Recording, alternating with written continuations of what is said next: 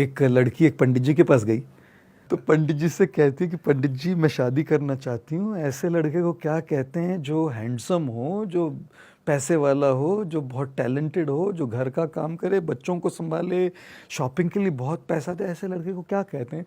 पंडित जी ने कहा मन का वहम कहते हैं बेटी।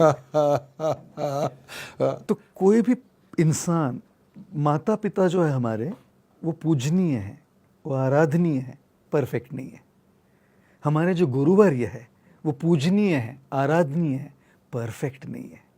एक ईश्वर को छोड़कर परफेक्ट कोई इंसान नहीं होता, और इसीलिए किसी भी इंसान में परफेक्शन की खोज करना ये सबसे बड़ी गलती है।